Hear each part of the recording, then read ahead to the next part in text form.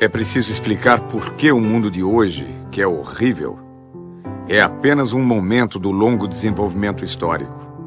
E que a esperança sempre foi uma das forças dominantes das revoluções e das insurreições. E eu ainda sinto a esperança como minha concepção de futuro. Jean-Paul Sartre, Prefácio dos Condenados da Terra, de Frantz Fanon.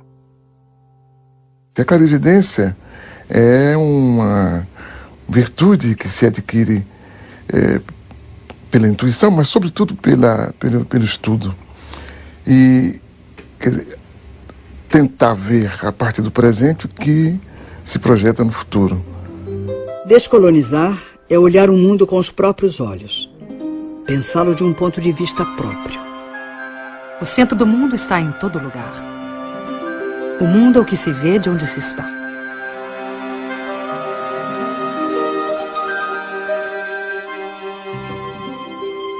O olhar sobre a primeira globalização vem das viagens de descobrimento e conquista. Os imensos territórios conquistados não estavam desocupados. Em apenas um século, entre 1500 e 1600, dos 80 milhões de nativos existentes na América pré-colombiana, 70 milhões foram exterminados. 2.000 línguas desapareceram com eles. Tupis, quechuas, mapuches tiveram seus territórios ocupados e demarcados arbitrariamente, ignorando-se povos, culturas, línguas, religiões, para facilitar a dominação e o saque de suas riquezas. Os 10 milhões de africanos transplantados para o Brasil, depois de séculos de escravidão nas plantações de cana, de café e nos garimpos das Minas Gerais, ficaram abandonados à própria sorte. A primeira globalização do colonialismo se caracterizou pela ocupação territorial. A segunda globalização começa no fim do século XX, marcada pela fragmentação dos territórios.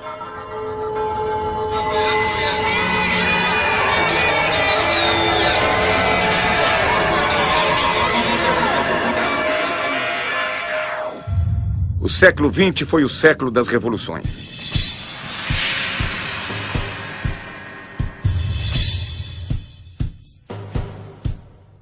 As revoluções tecnológicas transformam as novas conquistas em sonhos de um mundo melhor.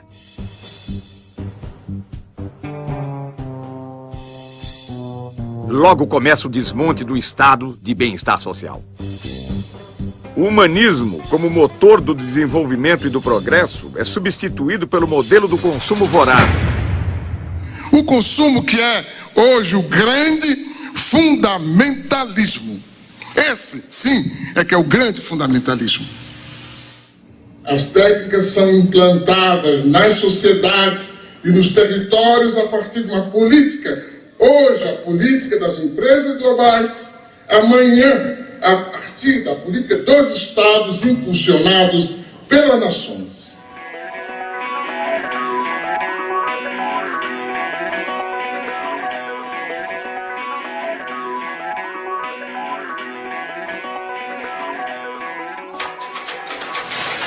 Dia 04, né? 4. Eu nunca pensei que ia chegar lá.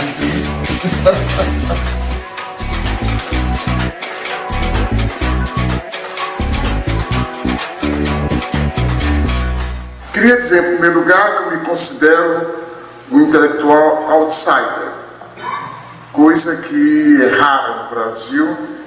Não pertenço a nenhum partido, não pertenço a nenhum grupo, inclusive grupo de intelectuais, não respondo a nenhum credo, não participo de qualquer militância. É difícil ser um intelectual negro no Brasil? Eu creio que é difícil ser negro e é difícil ser intelectual no Brasil. Essas duas coisas juntas dão o que dão, né?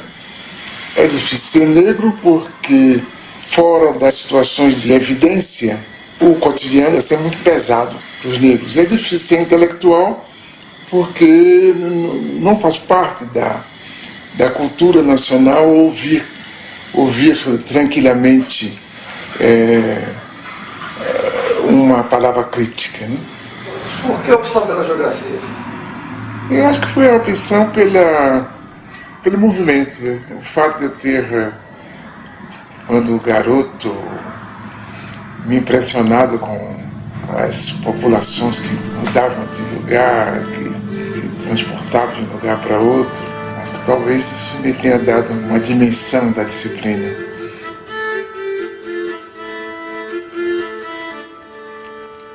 E o meu gosto pela história, sobretudo pela história do presente, me levou também a valorizar todo o processo contraditório.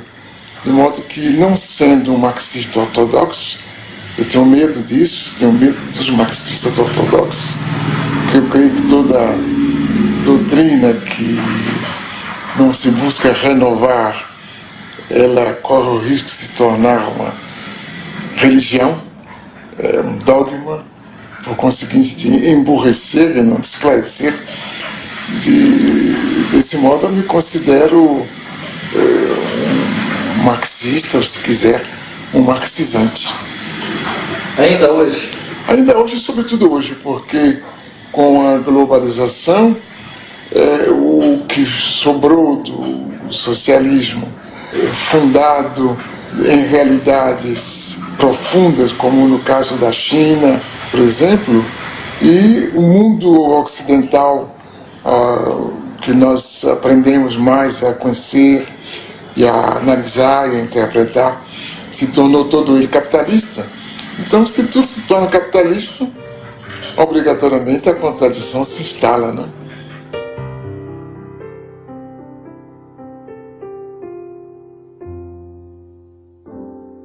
Uma forma de reconhecer o nível de desenvolvimento no planeta é observar a quantidade de luz que as cidades emitem à noite. A foto de satélite revela um nítido contraste entre o desenvolvimento ao norte e ao sul da Terra. A renda dos 500 indivíduos mais ricos do mundo é superior aos ganhos dos 416 milhões mais pobres. Em 1990, um norte-americano ganhava em média 38 vezes mais que um tanzano. Hoje ganha 61 vezes mais. Nunca houve uma oposição tão grande entre um pequeno grupo de países e a maioria esmagadora dos países da humanidade. Então nós temos um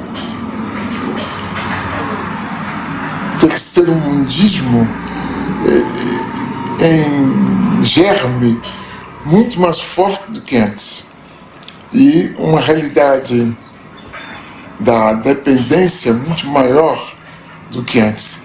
E talvez por aí é que vai surgir essa possibilidade de a gente construir um mundo de outra forma.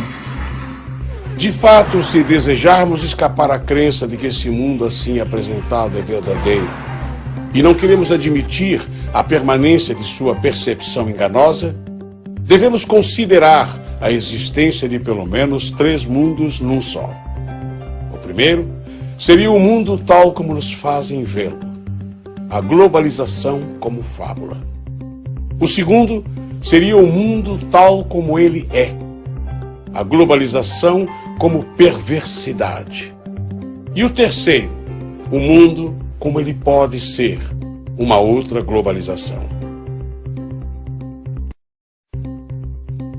Nunca na história da humanidade houve condições técnicas e científicas tão adequadas a construir um mundo da dignidade humana. Apenas essas condições foram expropriadas por um punhado de empresas que decidiram construir um mundo perverso.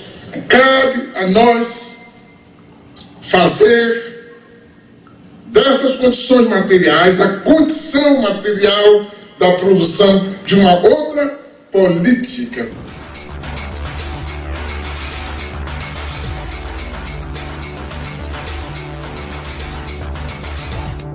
Em 1989, uma reunião organizada pelo Instituto Internacional de Economia, em Washington, propôs reformas para que os países da América Latina retomassem a trilha do crescimento e do desenvolvimento. Nasceu aí o Consenso de Washington, uma espécie de bula com prescrições consensuais, austeridade fiscal, elevação de impostos, juros altos para atrair investimentos estrangeiros, privatizações, em nome da boa administração do setor privado e da incapacidade dos estados. O mesmo sistema ideológico que justifica o processo de globalização, ajudando a considerá-lo o único caminho histórico, acaba também por impor certa visão da crise e a aceitação dos remédios sugeridos. Na verdade, porém, a única crise que os responsáveis desejam afastar é a crise financeira, e não qualquer outra. O Consenso de Washington representou para a América Latina um fruto envenenado. No Equador, país com 25% de índios e 55% de mestiços, o movimento indígena Pachacuti comanda a revolta.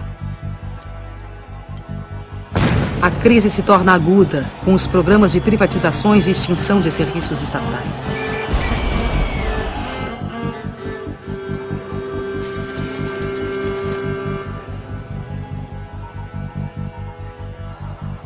Em janeiro de 2000, a completa dolarização da economia provoca um grave levante popular que termina 15 dias depois com a queda do presidente.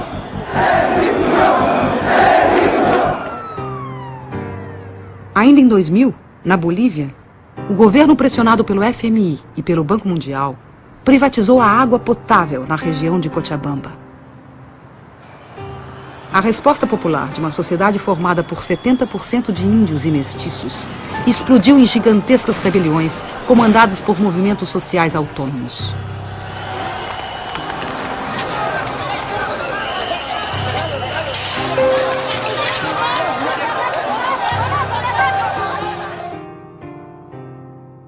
O governo perdeu o controle e reagiu como de hábito.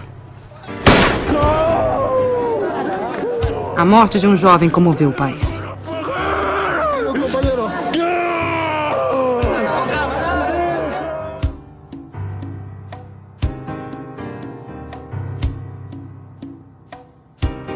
A pressão popular obrigou a desprivatização da água. A decisão e a luta de homens, mulheres, niños e ancianos de todo o povo de Cochabamba. Este es un primer paso que se ha dado, muy pequeño pero importante, de la significación que tiene la democracia. Muchos habíamos pensado que la globalización nos había quitado esa capacidad de poder unirnos, de poder organizarnos, esos sentimientos de solidaridad que la gente tuvo antes, en el pasado, cuando nos contaban sus viejas luchas, nuestros papás y nuestros abuelos. Em seguida, de setembro a dezembro de 2000, mais de 70 pessoas morreram na luta pelo controle do gás e petróleo. Exigíamos la nacionalización e industrialización de nuestros hidrocarburos. Pero como actualmente la clase política que está en el gobierno no nos hicieron caso. De inmediatamente ellos se juegan con el pueblo y todas las leyes y las decisiones que toman en el Parlamento siempre están en contra de los pobres. Nosotros tenemos un lema. Ese lema es el alto de pie, nunca de rodillas. Mira, el kilo de 10 kilos aquí nos está vendiendo a 25 bolivianos y allá a 60 centavos de dólar dice que venden en bruto. Y eso no es justo, señorita periodista, que nos haga de esta manera. Más al contrario, deberíamos de tener nosotros el gas a bajo precio para los bolivianos y para los extranjeros. Hubiese sido en un precio más alto, tal vez así, pero ni aún así no estamos conformes. No, aquí queremos que se nacionalice y que se nacionalice, eso es lo que queremos nosotros. A economia da Argentina foi destruída pela política da ditadura militar e destroçada pelos experimentos do neoliberalismo. Antes la competencia era insuficiente. Teníamos productos buenos. pero muchas veces el consumidor debía conformarse con lo que había sin poder comparar. Ahora tiene para elegir, además de los productos nacionales, los importados. As privatizações e a abertura da economia levaram a uma quebradeira total no país. Fábricas fecharam. Empreendimentos foram abandonados. Trabalhadores converteram-se em cartoneiros catadores de papel.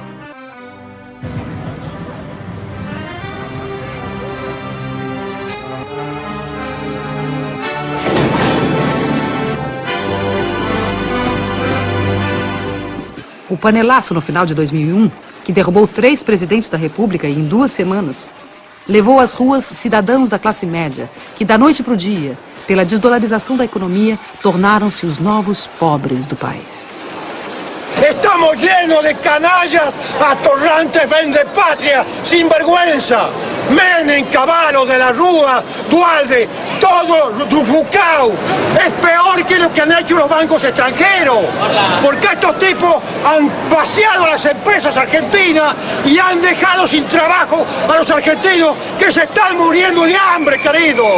Los argentinos tienen que hacer conciencia y estar en la Plaza de Mayo y no salirnos de allí mientras no echemos a todas estas ratas salvajes que están usurpando el poder. Son asesinos, igual que Duhalde, son narcotraficantes, ladrones y todo lo que ustedes le puedan agregar, porque han destruido jubilados, familias completas, desocupados y a los trabajadores, a todos han destruido, le han robado los ahorros, así como me los robaron a mí, le robaron a todo el mundo, no tienen vergüenza, son una vergüenza mundial.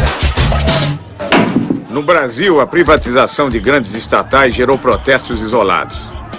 O país entrou às cegas na modernidade. A ilusão da moeda forte e do consumo fácil anestesiou a população. Para o economista Joseph Stiglitz, Prêmio Nobel de Economia e economista-chefe do Banco Mundial entre 1997 e 2000, esse receituário violento não provém de análise econômica, mas de postura ideológica. The Washington Consensus was neither necessary nor sufficient for growth. There were countries like Bolivia that seemed to follow all the dictates of the Washington Consensus. They said, we felt the pain, when do we get the gain? And they waited, and they waited, and they waited, and they're still waiting. And then there are countries like China that did not follow the Washington Consensus, and they've grown and grown and grown. Agora, essa história que os Estados Nacionais estão diminuindo de importância é uma história da carochinha que os países ricos nos contam, porque o Estado Nacional, por exemplo, norte-americano, vai muito bem, né? Inclusive, digamos, bem do ponto de vista de força do Estado, com gastos militares como nunca houve antes, né? Com um empenho direto, digamos assim, dos agentes comerciais do governo americano para defender os interesses das empresas norte-americanas, o que é normal, aliás, né? Então, agora, aí eles nos dizem, não, o Estado não tem importância, quer dizer, não estou dizendo que eles, norte-americanos, mas esses pensadores da globalização muitas vezes nos dizem isso. Isso é que, digamos, crê quem quer ser enganado.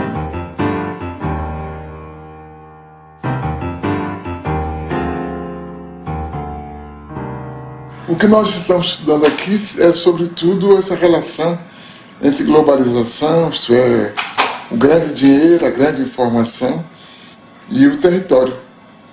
O território como matriz da vida social, econômica e política. A Boeing, maior montadora de aviões do mundo, é bom exemplo do fornecimento em rede planetária. O modelo 777 recebe componentes de 322 fornecedores em 38 países. E suas 3 milhões de peças, do rebite à turbina, são fabricados por 1.700 intermediários em 37 nações. De onde prosseguem para Everett, onde a Boeing tem o maior edifício industrial do mundo. Na montagem final, a Austrália fornece os lemes de direção e profundidade. O Canadá, a parte posterior das asas. O Reino Unido, os computadores primários de voo. O Japão, os lavatórios. E a Embraer do Brasil, uma peça do leme vertical. As grandes empresas são esse centro frouxo do mundo e que, escapando ao controle dos estados e que se distanciando de uma relação mais obrigatória com os territórios, acaba por lhes permitir uma ação sem responsabilidade.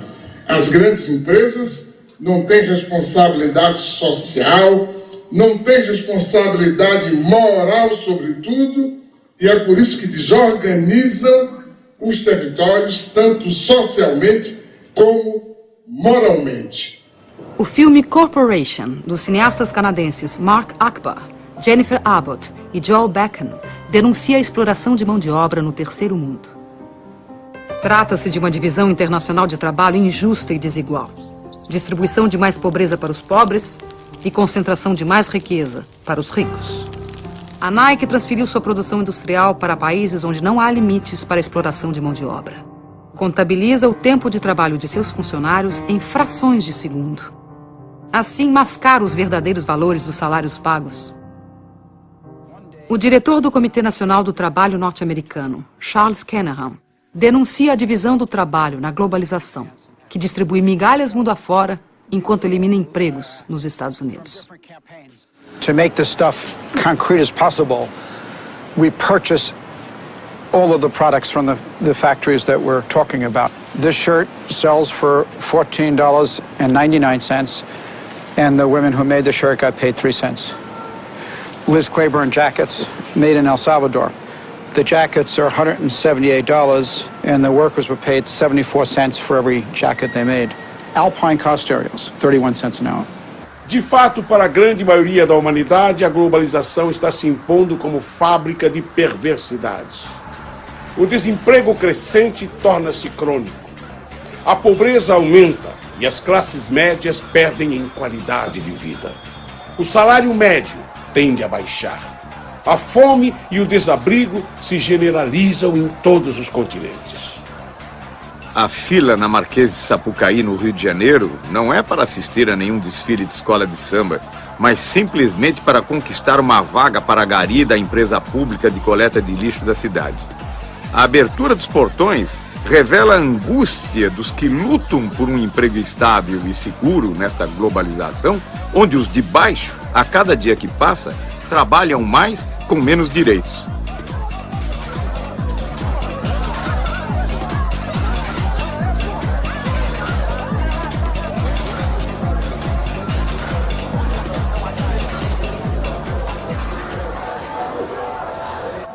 O desemprego aparece já como uma coisa normal. Os arautos da globalização e o aparente Estado explicam que o desemprego é uma condição para chegarmos a mais globalização. Por conseguinte, soframos. Aumentam também o número de pobres. Há mais 600 milhões de pobres hoje do que em 1960. 1,5 bilhão de pessoas ganham menos de $1 por dia. E diante disso, a pobreza é tratada com naturalidade. Alô, amigo, alô, chefia. Seu futuro não pode ser decidido à revelia. Lembra daquele tempo em que seu salário ainda valia mais ou menos 50 anos, eu diria. Alô, amigo, alô, chefia. Seu futuro não pode ser decidido à revelia. Se o presente é omisso, aí fica difícil. Tem que botar a mão na massa, dar um jeito nisso.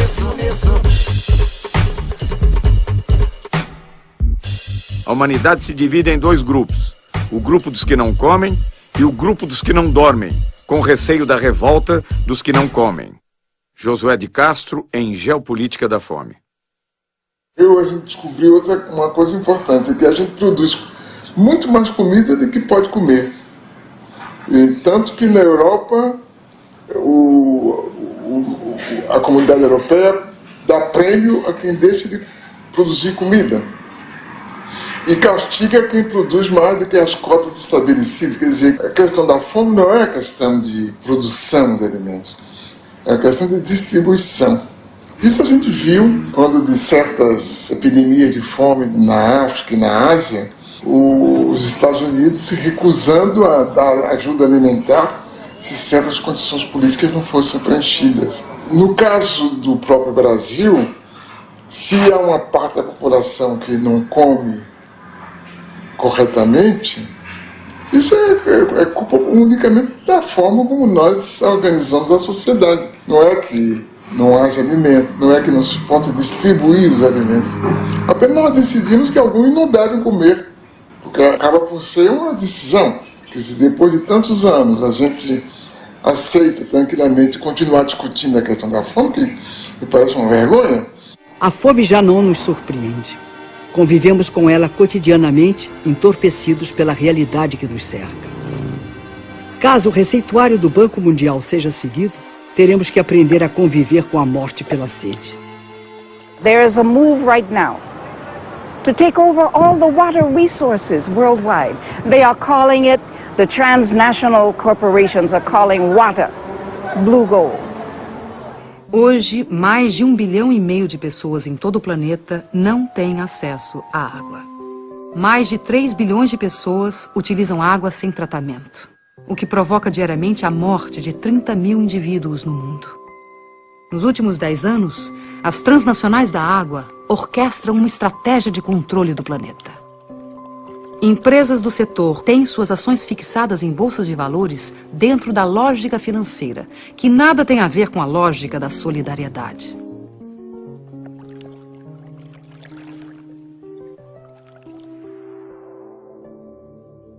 Em março de 2003, aconteceu o 3º Fórum Mundial da Água, em Kyoto, no Japão. Na pauta da discussão estava o tema da privatização dos recursos hídricos. Na mesa, os presidentes de multinacionais da água, ministros de relações exteriores, representantes do movimento popular e o diretor administrativo do Banco Mundial, Peter Voigt. The political question really is who owns water and who gets to control water. Here you're going to hear, or you are hearing, two very, very different visions of a future for water. On one side are those who see water as an economic good, to put water on the open market for sale to the highest bidder. On the other hand, you're going to hear the voice of a growing civil society movement who has a vision of water as a part of the global commons and treated as a public trust for all time by governments everywhere. At what point does a corporation not understand that we do not want you there, and when will you leave? मैं समझता हूं कि अब पूरी दुनिया में ये बात सिद्ध हो गई कि ये डिसेंट्रलाइज्ड वाटर मैनेजमेंट से सारे देश को दुनिया को पानी के लिए बचाया जा सकता है. Oscar Oliveira, o líder da rebelião em Cochabamba, na Bolívia, lança seu grito de advertência em Kyoto. Hace 3 años, después de 5 meses, más de medio millón de personas expulsaron a transnacional Bechtel porque quiso imponer un contrato de privatización totalmente al margen de la voluntad de la población. Varias de las transnacionales que están acá muchas veces manchan nuestra agua con sangre de los ciudadanos. No manchen más sus manos com sangre. Contra todas as evidências da injustiça, o representante do Banco Mundial insiste na política de privatização. Somebody has to pay for water, ladies and gentlemen. And I think we have come up with some practical choices. We haven't covered everything, as some of the speakers said. But in order to come up with the investments which are needed for the poor, and I agree 100% that we have to find ways of serving the poor in a way that they can afford the water. O tom ameaçador do discurso é contestado pelos representantes dos movimentos populares do mundo inteiro.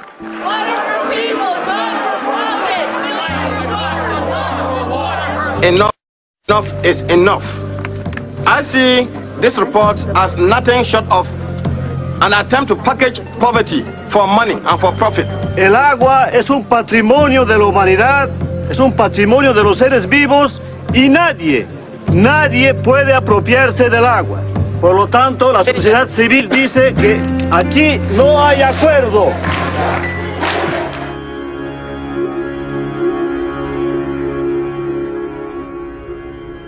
Os astronautas disseram que a única obra humana visível do espaço é a Grande Muralha da China. Esse dragão sinuoso de 23 séculos foi erguido contra as ameaças do deserto, os povos do norte árido, em busca das terras verdes do Império do Meio.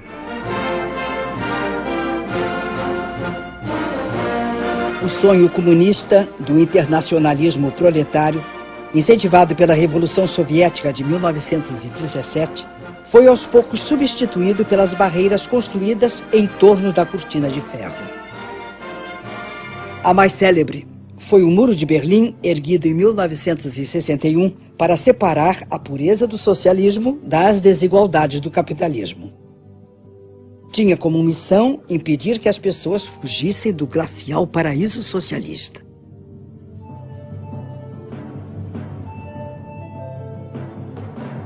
Os muros da Internacional Capitalista são sólidos e bem delineados.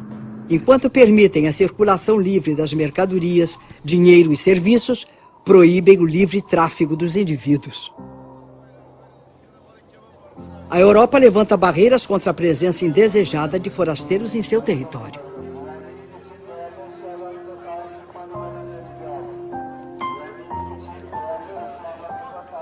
Refugiados frequentemente ficam no meio do caminho, sucumbindo de sede no deserto, afogados no Mediterrâneo, enquanto seus barcos precários naufragam. São ainda explorados pela máfia dos que os transportam clandestina e perigosamente. Os clandestinos são presos e recambiados para seus países. Os descendentes dos povos escravizados pelo colonialismo são excluídos do banquete da globalização. Qu'est-ce qui pousse ces gens, ces jeunes vers l'Europe? Mais c'est que justement, il n'y a pas de solution. Si vous mettez les économies de ces pays à genoux, avec la complicité de dirigeants que vous avez vous-même installés au pouvoir, mais effectivement, les gens ne vont pas mourir comme ça sans tenter de réagir.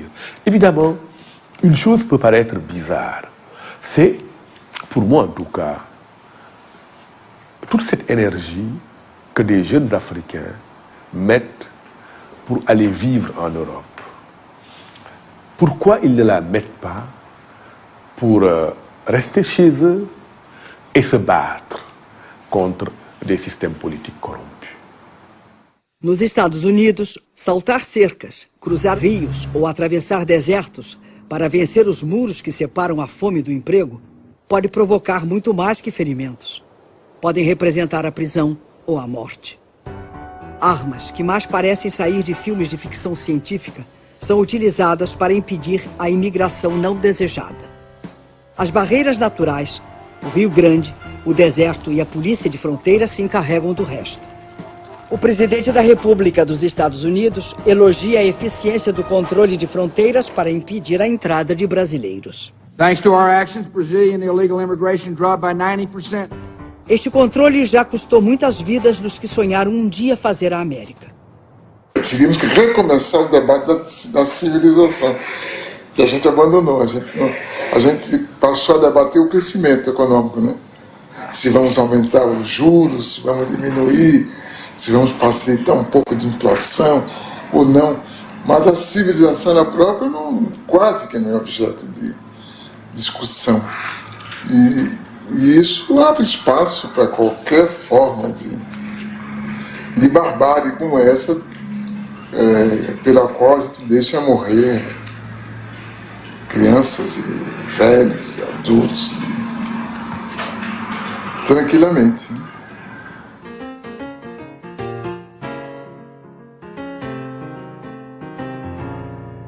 O que nós estamos vivendo hoje é que o homem deixou de ser o centro do mundo, né?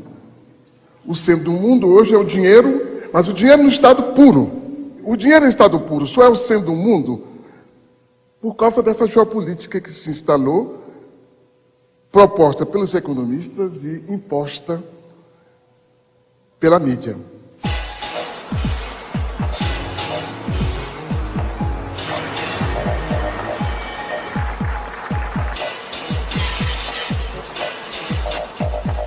Davos, estância situada nos Alpes suíços, imortalizada por Thomas Mann, na Montanha Mágica.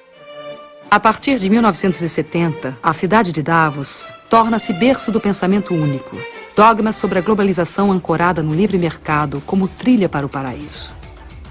A antropologia moderna registra aí o surgimento do Homo Davos, que apregou o fim da história e propõe a criação de fundos para anestesiar a pobreza. I'd like to offer you $10,000 to help buy you some bed nets. Would anyone else like to be on a team with me and stand up and offer some money and help him as well? 50,000. Thank you. Would anyone else like to stand up and help President Nkapa? President Nkapa needs help today. So if you could just stand up in the room, if you'll be on a team with me, just stand up in the room if you'll help President Nkapa today, because he needs help today. A chamada mídia, ela tem um papel de intermediação que a gente talvez não possa dizer que é inocente, mas não parte dela realmente, ou não é dela o poder. O poder é de um pequeno número de agências internacionais da informação, estreitamente ligadas ao mundo da produção material, ao mundo das finanças, que controla de maneira extremamente eficaz a interpretação do que está se passando no mundo, né? E de uma forma que se torna clara quando a gente pega os jornais e vê a repetição quase que servil das mesmas fotografias, das mesmas manchetes, das mesmas ideias, dos mesmos debates, que indicam que alguma coisa está por trás de tudo isso, né? O redator de um importante jornal está fechando a edição do dia seguinte sem grandes notícias para compor a primeira página. Chega o fotógrafo e diz: Chefe, tenho a notícia e a foto. Um cachorro raivoso atacou a menininha de 7 anos e ninguém fez nada. Até que esse homem se lançou sobre o cachorro, agarrou pela garganta e matou. O editor exclama, maravilhado: Oh, este homem é um herói. Amanhã todos poderão ler da primeira página: valente nova-iorquino salva a vida de menininha. O fotógrafo responde: Pois é, chefe. Só tem uma coisa. O homem não é nova-iorquino. Oh, melhor. Será então valente americano salva a vida de uma menininha. O fotógrafo sem jeito diz: Bem, chefe, ele é árabe. No dia seguinte sai o jornal. Extra, extra! Terrorista árabe massacra de maneira selvagem cachorro americano de raça pura! Extra, extra!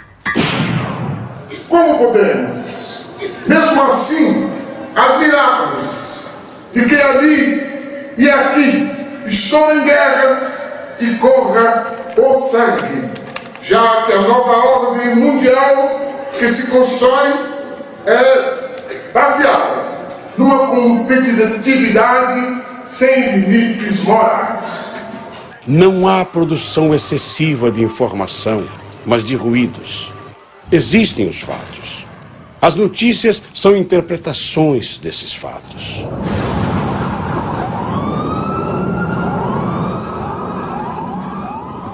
Como as grandes agências de notícias pertencem às grandes empresas, os acontecimentos são analisados de acordo com os interesses pré-determinados.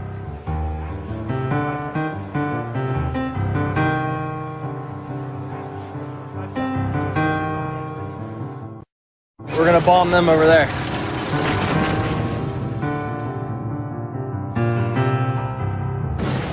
Muitos dos economistas que escrevem jornais publicam diariamente o desejo das empresas das quais são consultores.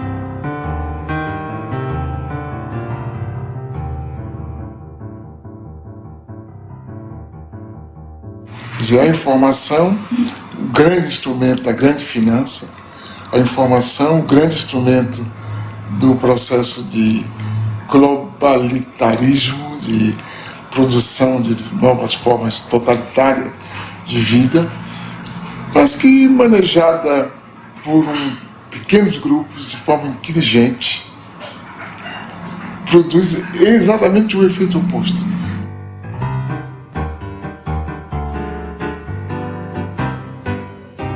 Carlos Pronzato é um poeta, trotamundo dessa nova revolução. Sozinho, com olhar atento e uma pequena câmera amadora, penetra espaços onde os grandes meios não podem ou não querem entrar.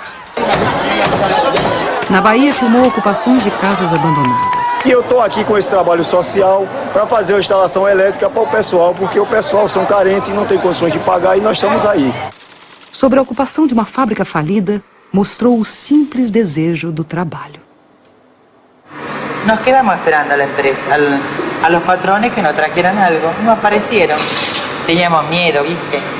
Bueno, después nos sentábamos ahí, los vecinos nos ayudaban porque no teníamos plata para viajar, no teníamos plata para comer, para nada. Y un día dijimos, bueno, ¿qué vamos a seguir acá sentados esperando que vengan ellos? Entonces empezamos a trabajar, a producir y a vender. Y así, ¿viste? Seguimos. Seus filmes correm mundo afora. Em escolas, sindicatos, pequenos cinemas, seguem globalizando um outro olhar sobre os fatos, sobre as lutas, sobre esse novo tempo. Eu resolvi entrar de fato no movimento popular como uma ferramenta de transformação concreta que podia ser o vídeo, porque não é só filmar, sino estar inserido dentro do movimento. Como eu me considero um manifestante com câmera, então eu tenho que estar aí trabalhando dentro do movimento popular ativamente. Latinoamérica é um polvorim apto para um Bakunin chegar e perguntar onde que está acontecendo e ele ir e tentar ou filmar, ou escrever, ou incitar, ou trabalhar nisso. Então, minha utopia é um pouco essa. É você não entrar na corrente, na onda do não é possível fazer nada, porque nada será possível. E você continuar trabalhando. Eu acho que um pouco que faço está dentro de um projeto utópico de realizar, pelo menos naquele breve período de vida que nós temos, uma pequena obra que pode servir a alguém, tanto agora quanto depois. Eu acho que esse fenômeno vai se multiplicar. Quer dizer, por enquanto há uma coerção muito grande contra essas formas, que são praticamente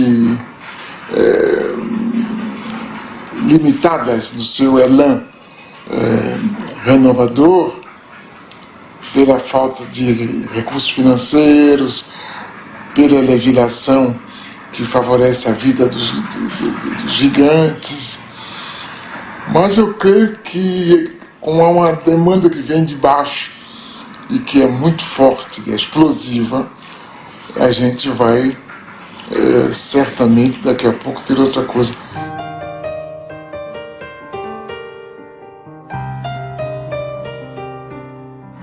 Se eu olhar para trás na minha própria vida, eu vejo que hoje é muito mais fácil ser universal aqui mesmo. A primeira vez que eu entendi, que comecei a entender o mundo, foi quando deixei a Bahia para ir estudar na França, aí, lendo jornais, que me apresentaram o mundo de uma outra forma. Hoje não, qualquer pessoa com uma curiosidade mais aguçada acaba percebendo como o mundo é. Eu acho que é outra grande novidade, acho, do nosso tempo, e que vai permitir que, sem abandonar o que a gente é, indígena, a gente seja perfeitamente universal. Os Krenak, que em sua língua original chamam-se Burum, registravam uma população de 5.000 pessoas no início do século XX. Número que se reduziu a 130 indivíduos em 1989. E com esforço fecharam um século com 150 pessoas. Ailton Krenak nasceu no Vale do Rio Doce, Minas Gerais. É produtor gráfico e jornalista. Participa da rede Povos da Floresta, que utiliza a tecnologia da comunicação para integrar o povo indígena e seringueiro. Eu acho que para o começo do século XXI, essas trocas de novas tecnologias que não fomos nós que criamos e nem somos nós que fabricamos, vai ser o grande evento para os nossos povos. Eu ainda não consigo acreditar com meus próprios olhos, porque eu ainda não estou vendo o mouse. Isso para mim é um sonho. Eu não consigo acreditar que isso ainda é verdade. a gente poder acessar a internet aqui da aldeia. Vocês puderam ver que isso aqui não é um brinquedinho, sabe, de ficar teclando. Não, isso é uma coisa de muita importância pra gente, entendeu? Até mesmo porque é distância. Porque se a gente morasse na beira de uma estrada próxima à cidade, talvez isso não seria tão importante pra gente, porque a gente podia ir na cidade e fazer isso rapidinho. Tirar, trazer. Mas a distância, pelo limite que a gente mora, isso é precioso. Chega assim como uma coisa muito, muito grande pra gente, como realmente um sonho. O exemplo da câmera, né, poder fazer uma imagem animada, de poder transmitir uma imagem dessa, ela tem a importância que os Achaninka agora lá no Alto Rio Juruá demonstraram, quando eles conseguiram botar para o mundo inteiro, numa situação de risco, que a floresta estava correndo com a entrada de madeireiras, de invasão no território deles, mandando uma mensagem para a rede, com imagem do que estava acontecendo, com texto, mobilizou gente no mundo inteiro. Você não imagina como que o pessoal local ficou mobilizado em torno dessa ideia de eles poderem se comunicar com o mundo sem ter que ficar pedindo licença para a prefeitura local. Na verdade, eu acho que isso, em alguns casos, do ponto de vista político, vai significar a libertação de comunidades que historicamente eram controladas ali, porque não sabiam o que estava acontecendo no mundo. De repente, eles vão conversar com todo mundo. Aí acabou aquele intermediário ali no meio do caminho. É a primeira vez na história na qual a gente convive com o futuro possível. Acho que essa que é a grande novidade da nossa geração, é essa capacidade que nos foi dada de conviver com o futuro possível, que não é nada do domínio dos filósofos, é algo que tanto nós que imaginamos ser intelectuais, sabemos que existe, como o rapaz pobre da periferia que inventa uma música revolucionária e que explica o seu mundo. Acho que essa que é a grande novidade. Brasília, conhecida por sua arquitetura arrojada, é uma das cidades mais fotografadas do mundo. Perto de Brasília fica a Ceilândia. É o reverso do cartão postal. Aqui moram muitos dos que trabalham na capital. Respeito todas as quebradas, becos e vielas, quebras cabulosas, satélites, qualquer favela. Todas se parecem muito, só que essa aí é diferente. A Ceilândia é conhecida pelo maior índice de violência da região. Aqui vive Adirley, ex-jogador de futebol, cursou comunicação e tornou-se cineasta. Documenta a arte produzida na periferia, onde seus amigos de infância contam e cantam em rap o cotidiano. Com uma câmera digital, documenta a cultura da periferia. O cinema que a gente quer mostrar é o cinema que a gente experimenta. É a nossa experiência de vida, nada mais que isso. É o nosso ponto de vista só. É a experiência de ser morador de Ceilândia, morador de periferia. É a indignação de não se ver nas telas, vamos dizer assim. Mas eu acho que a possibilidade de fazer cinema vem com toda a história do Milton Santos também, né? Que é se apropriar da cultura de massa. Se apropriar de uma câmera hoje que é difícil, ainda é caro, mas é mais viável. Hoje, com uma pequena aparelhagem informática, eletrônica, com meios limitados, também se faz opinião, também se produzem coisas centrais na reelaboração da história. O ex... Sou negão careca da Ceilândia mesmo, e daí? Jamaica, o Marquinhos, Japão... Sou ceilandense, não sou brasileiro.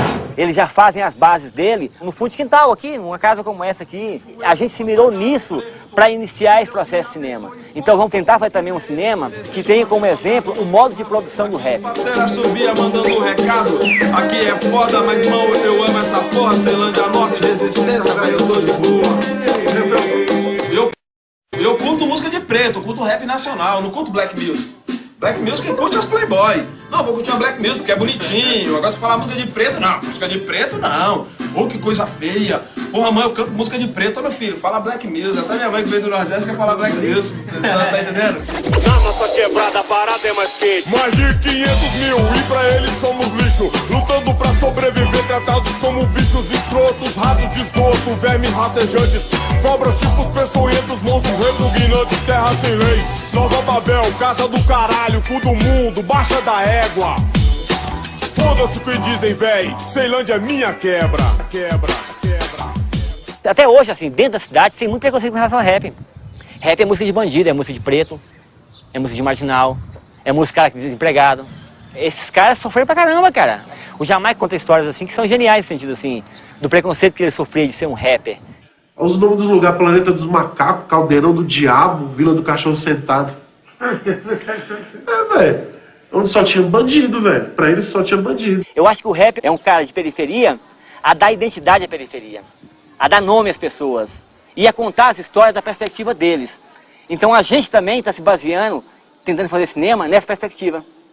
Que a ideia é ver dentro da cidade essas formas de solidariedade. E você tem a produção dentro da cidade de formas solidárias que tem expressão econômica e política. Né? Em contraposição com essa produção da violência. Eu acho que há uma multiplicidade de fenômenos de baixo que a gente não dá importância, que a gente dá mais importância chamada violência. Os jornais falam da violência dos bairros, tem bairros mal falados porque violentos. Olhares do Morro tá por aí, a gente está olhando tudo o que acontece na comunidade. Mas as outras formas todas de manifestação, que são propriamente culturais, mas que não aparecem com essa aura de cultura que é reservada, digamos assim, a parcelas já privilegiadas que fazem cultura, os outros fazem outras coisas. A gente não admite dizer imediatamente que o que eles fazem é cultura, porque o que eles fazem é cultura e é política ao mesmo tempo, né?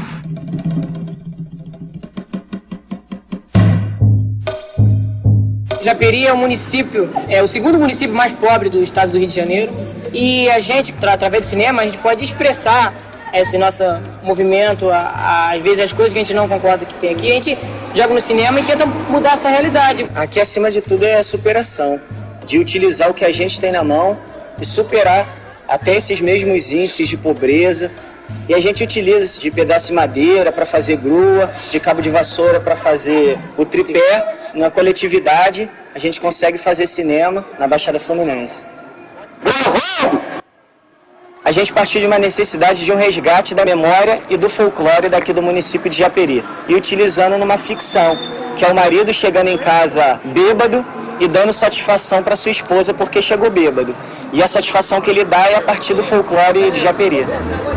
Há a possibilidade cada vez mais frequente de uma revanche da cultura popular sobre a cultura de massa, quando, por exemplo, ela se difunde mediante o uso de instrumentos que, na origem, são próprios da cultura de massas. Eu sou lobibicha! Sai! Em pleno século XXI, mas eu não acredito em lobisomem! Sai pra lá! Nesse caso, a cultura popular exerce sua qualidade de discurso dos de baixo, pondo em relevo o cotidiano dos pobres, das minorias, dos excluídos, por meio da exaltação da vida de todos os dias.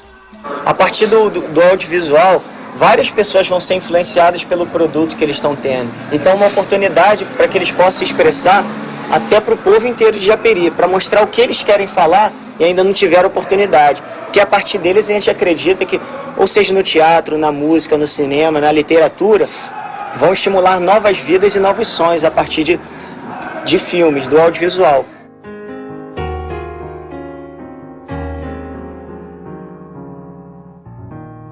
Eu estou seguro de que o período tecnológico da história do homem está terminando. E estamos entrando num período que eu chamaria de demográfico. Tenho medo de usar a palavra popular, porque isso poderia acarretar a destruição prematura da ideia. Os atores que vão mudar a história são os atores de baixo. Então eles vão agir de baixo para cima. Os pobres em cada país, os países pobres dentro dos diversos continentes, os continentes pobres face aos continentes ricos. De tal forma, nós não vamos ter uma evolução sincronizada como essa, digamos assim, do processo de globalização. Haverá explosões aqui e ali, em momentos diferentes, mas que serão impossíveis de conter. Vamos tudo queimar isso tudo, senão o Estado não ouve a gente.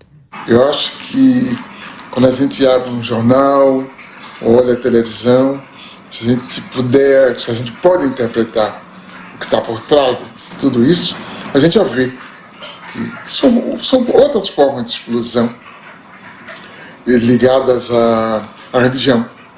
Por exemplo, essas religiões aguerridas, como os muçulmanos, né? Que têm uma formidável força intelectual e moral também nisso, face à nossa civilização greco-ocidental.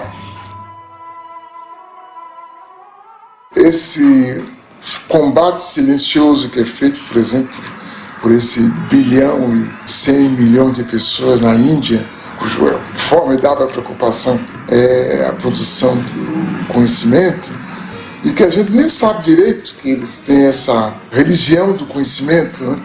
Que eles utilizam em benefício da sua própria nação.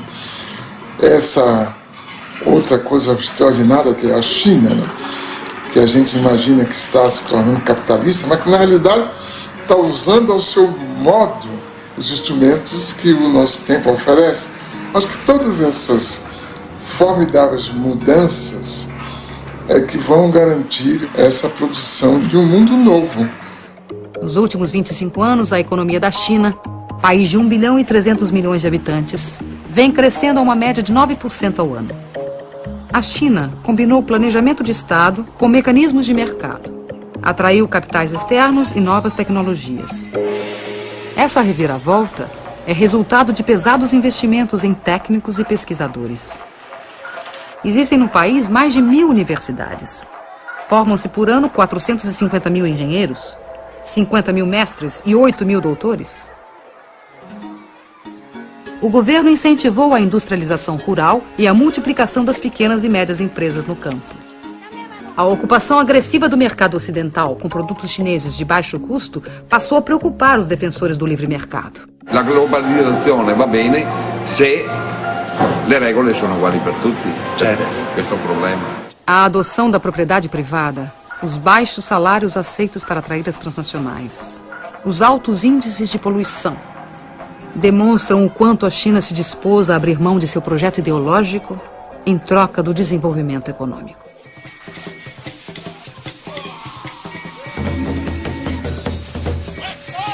Devemos recusar categoricamente a situação a que os países ocidentais querem nos condenar. O colonialismo e o imperialismo não pagaram suas contas quando retiraram suas bandeiras e suas forças policiais de nossos territórios.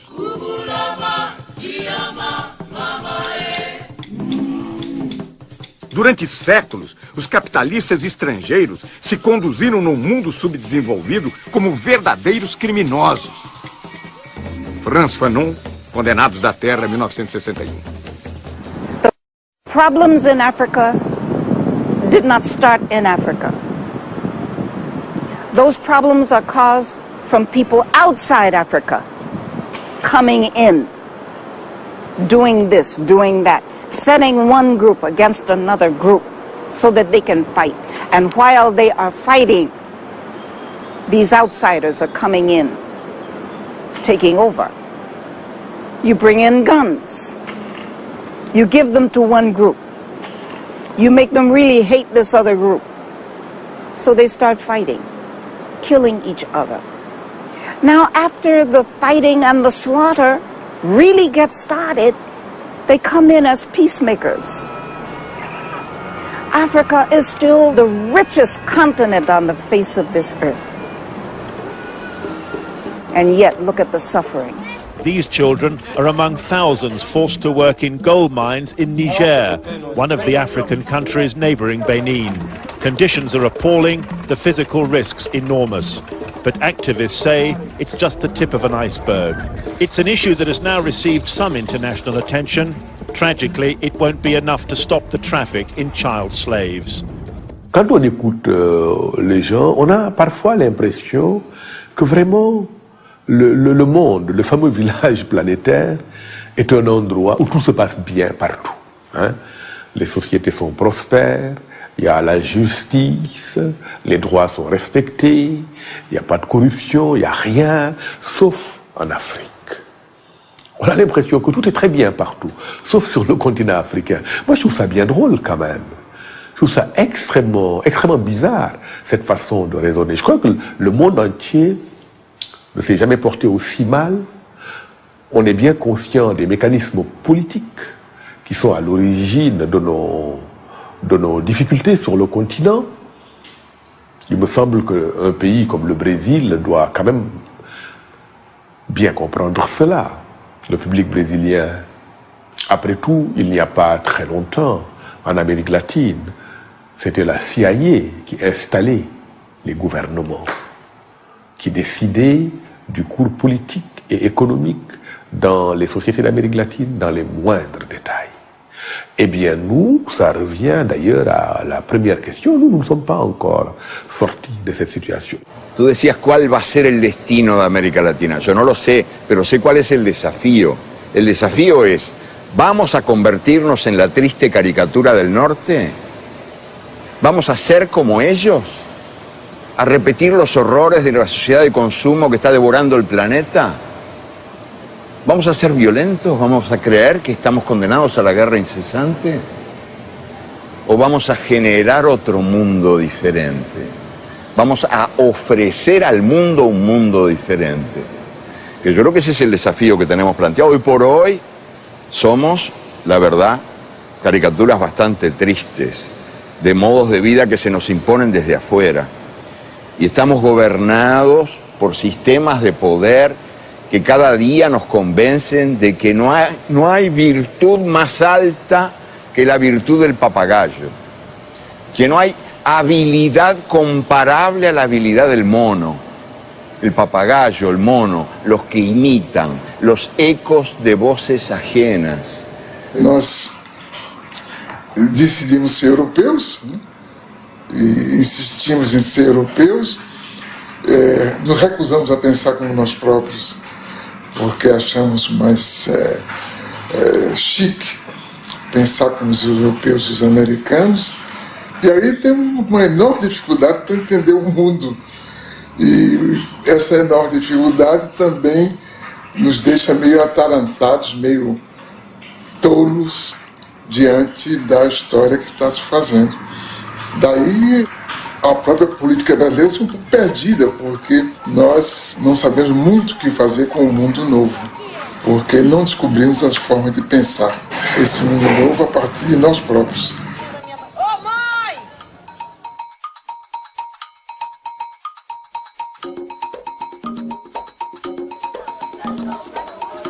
Eles vêm do mundo do sul, de uma comunidade pobre, moradias precárias. Eles vêm do mundo do norte. Querem ver de perto como vive esta gente nos trópicos. Hoje é dia de festa. Essas pessoas vão para um passeio organizado num dos mais movimentados shoppings da zona sul do Rio de Janeiro. Passeio de bacana. Dia de festa. São os suspeitos de sempre. Vocês estão indo pra onde? Nós estamos indo ao shopping. Qual shopping? Ainda não foi tido, não. O que a gente escolher, a gente vai lá. A gente vai passear só no shopping. Vamos só comer um pãozinho com uma mortadela no shopping. Então, Pacífico, posso cortar com isso?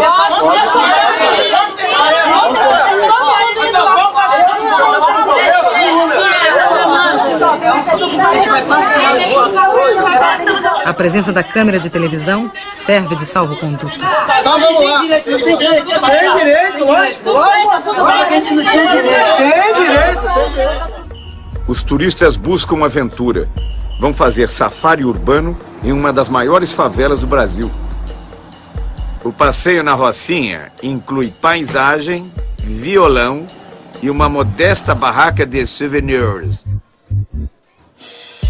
Ambiente hostil, condições externas extremas, extremamente inóspitas a novas ideias, mobilidade relativa. O meu trabalho é um trabalho tão simples, o que os outros vão dizer? Aí fica difícil para mim. O encontro inesperado entre os habituês do shopping e o sem-teto provoca surpresas. Observam e são observados. Muito bom! Uns perdidos, outros também perdidos. Os turistas penetram nas casas alheias, passeiam por becos e ruelas. Encontram mais riqueza nas vidas do que nos objetos. A variedade de brinquedos desperta o desejo nas crianças. Os meninos se divertem como pequenos Ayrton Sennas neste mundo onírico e inacessível. A senhora sonha com uma joia rara. A moça com calça justa. O rapaz veste um elegante robe de chambre. Outro protesta contra o preço dos produtos. Ô maluco, tu trabalha na loja, quanto tempo você trabalha para comprar uma calça dessa? São solidários. Dividem entre si o pão com mortadela, enquanto dividem a mesa com os outros frequentadores.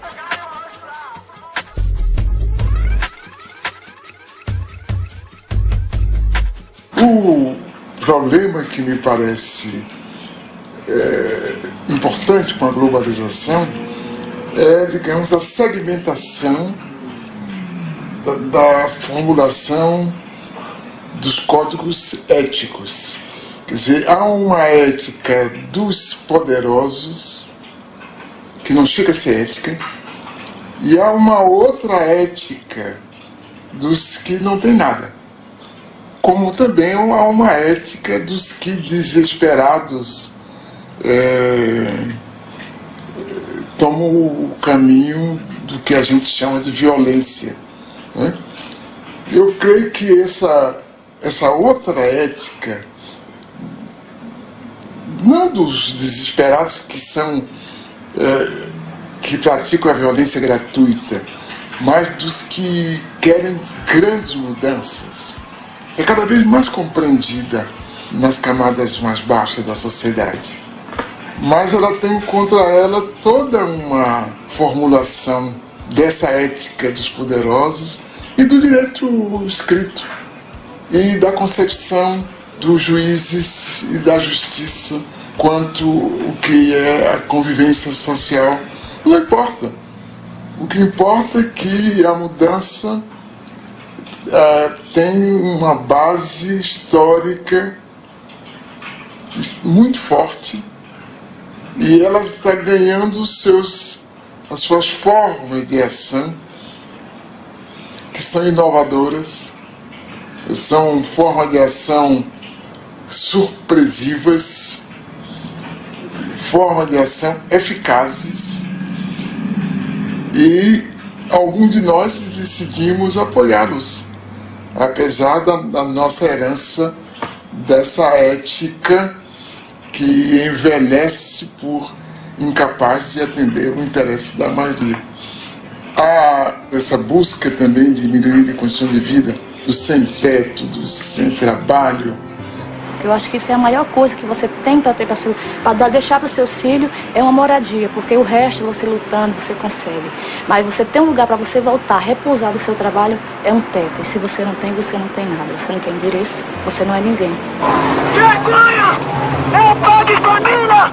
Chega em casa e seu filho não tem comida porque ele pagou o aluguel! Isso é vergonha!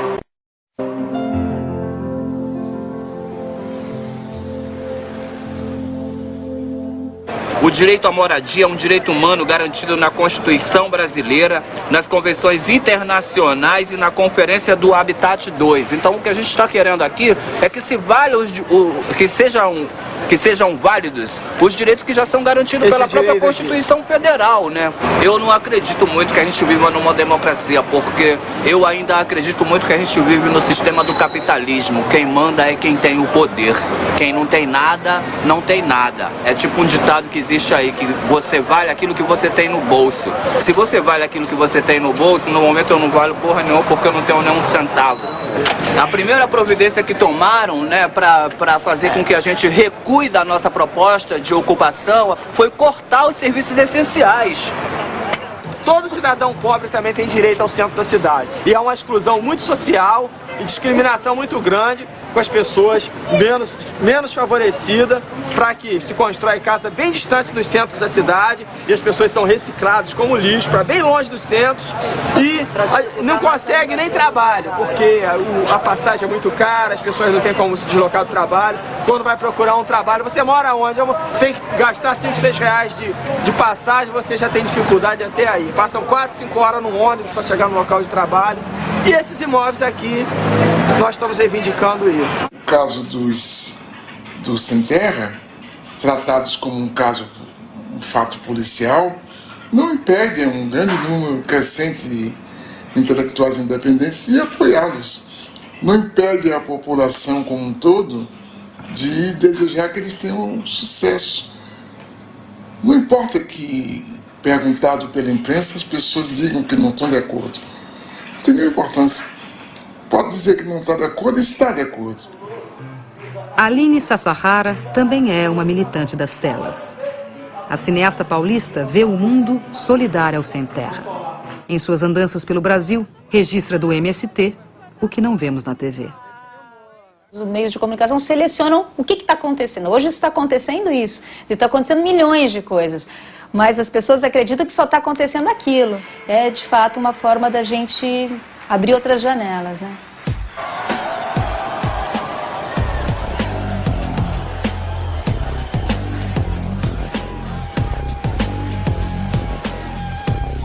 A Escola Nacional Florestan Fernandes, construída pelos próprios trabalhadores do MST, é a primeira universidade popular do Brasil, feita para capacitar os camponeses e seus filhos e prepará-los para um modelo de desenvolvimento solidário.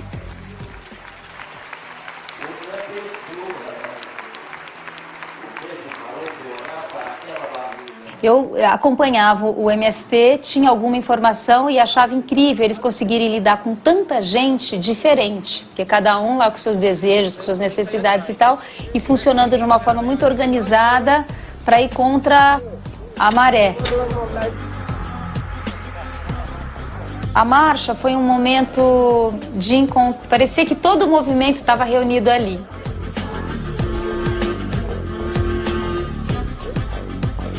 Ela é um símbolo muito bem acabado da organização e da solidariedade dentro do movimento. Então você imagina todos os dias você reunir pessoas assim de várias idades e de vários lugares naquele horário cedinho para marchar e, enfim, foi uma experiência riquíssima. Eu creio que está se passando alguma coisa de muito profundo, uma espécie de vulcão que está aí crepitando e que a gente não tem as antenas para perceber. A gente é chamado a pensar na violência, como era definida tradicionalmente. Mas a gente não entende, não compreende, não domina o mecanismo intelectual dessas formas novas de solidariedade e de reivindicação. Porque o Brasil jamais teve cidadãos. Nós, a classe média, não queremos direitos, nós queremos privilégios. E os pobres não têm direito. Não há, pois, cidadania neste país, nunca houve.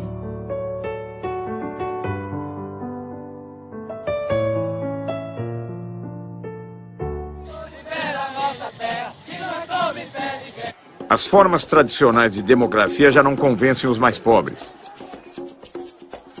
Para muitos, a ação direta nas ruas é o meio de se fazer ouvir. Os diversos movimentos populares buscam alternativas para uma globalização solidária.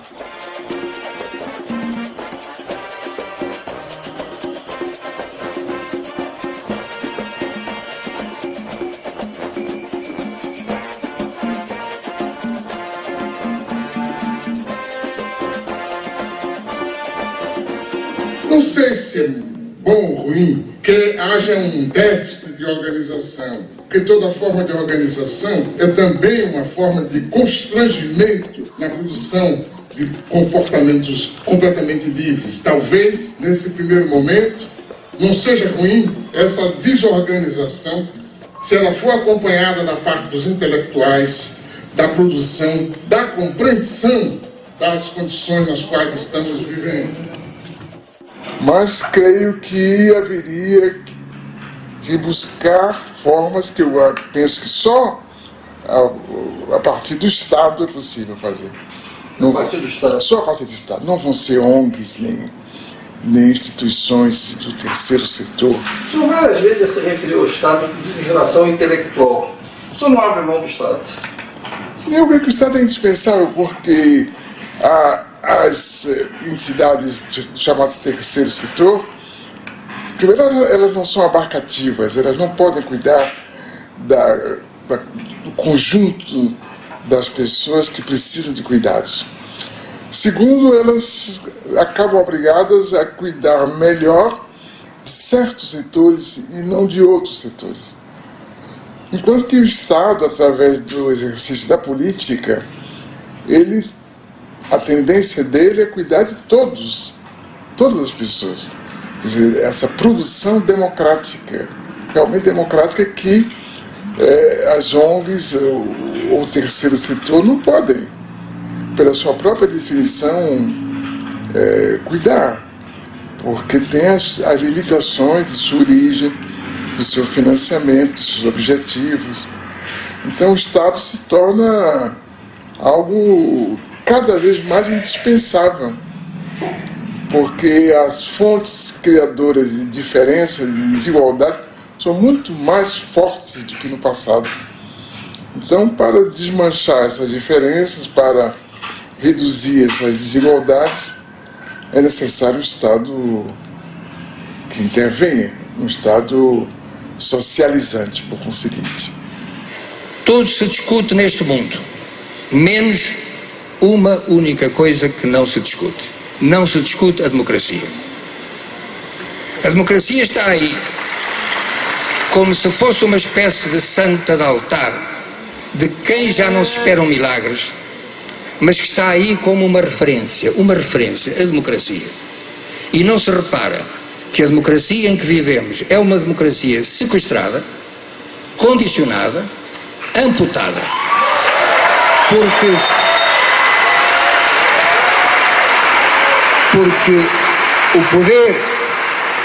o poder do cidadão, o poder de cada um de nós, limita-se na esfera política, repito, na esfera política, a tirar um governo de que não gosta e a pôr outro de que talvez venha a gostar.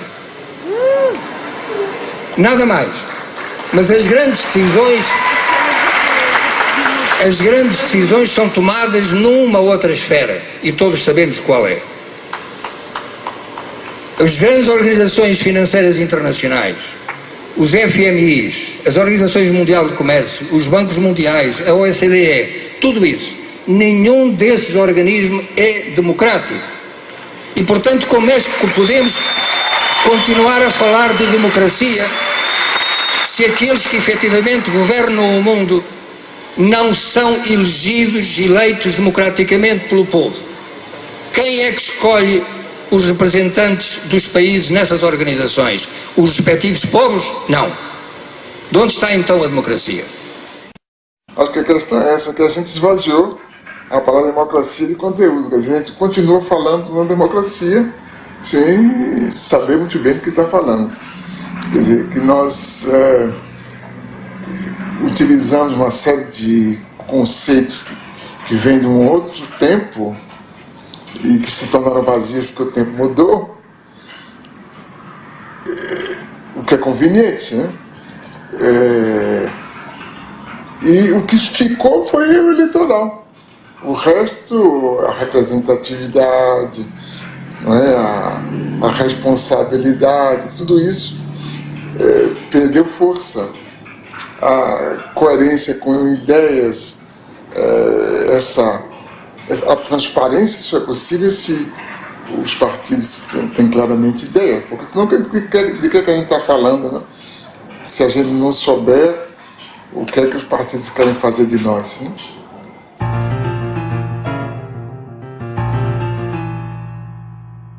Nós reclamamos contra os totalitarismos, né? O fascismo, o nazismo, e caímos noutras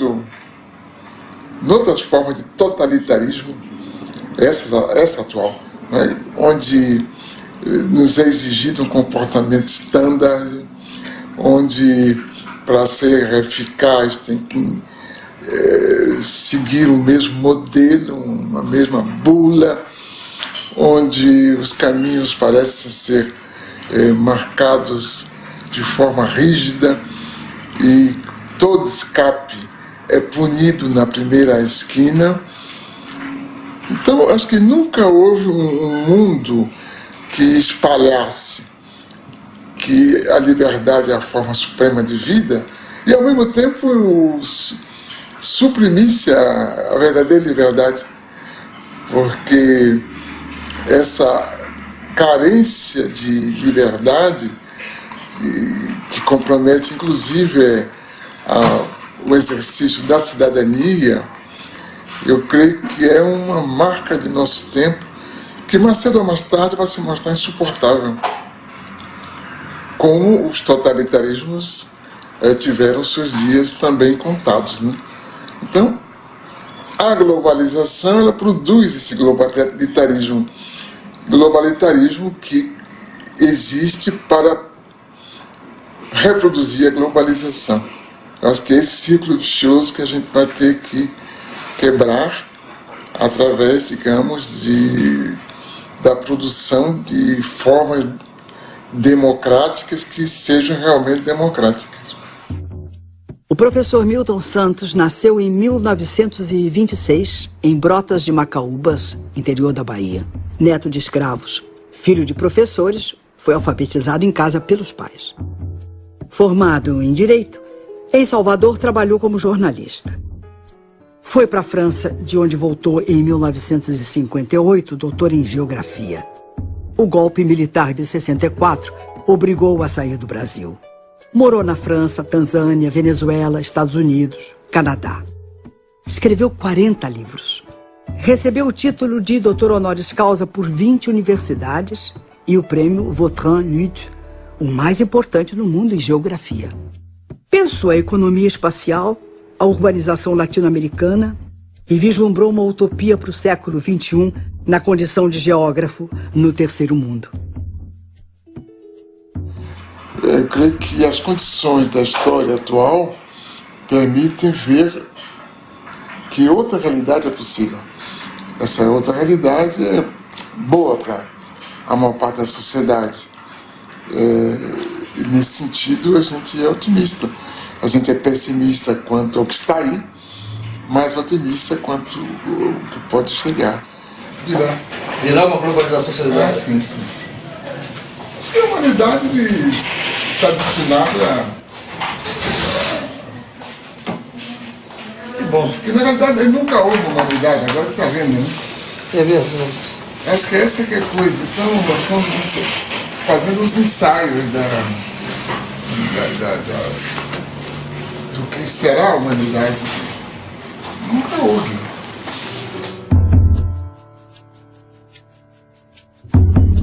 Quando eu me encontrava preso na cela de uma cadeia, foi que eu vi pela primeira vez as tais fotografias em que apareces inteira, porém lá não estavas nua, e sim coberta de nuvens. Terra, terra, por mais distante, o errante navegante, quem jamais te esqueceria. Ninguém supõe a morena dentro da estrela azulada, na vertigem do cinema. Mando um abraço pra ti, pequenina, como se eu fosse o saudoso poeta e fosses a Paraíba, terra, terra. Por mais distante, o errante navegante, quem jamais te esqueceria. Eu estou apaixonado por uma menina terra, signo do elemento terra, do mar se diz terra à vista. Terra para o pé firmeza, terra para a mão carícia. Outros astros lhe são guia. Terra, terra. Por mais distante, o errante navegante que jamais te esqueceria. Eu sou um leão de fogo, sem ti me consumiria a mim mesmo eternamente, e de nada valeria acontecer de eu ser gente, e gente é outra alegria, diferente das estrelas. Terra, terra. Por mais distante, o errante navegante, quem jamais te esqueceria. De onde nem tempo nem espaço, que a força mande coragem pra gente te dar carinho durante toda a viagem que realizas no nada, através do qual carregas o nome da tua carne. Terra, terra. Por mais distante, o errante navegante que jamais te esqueceria. Nas sacadas dos sobrados da velha São Salvador, há lembranças de donzelas do tempo do imperador. Tudo, tudo na Bahia faz a gente querer bem. A Bahia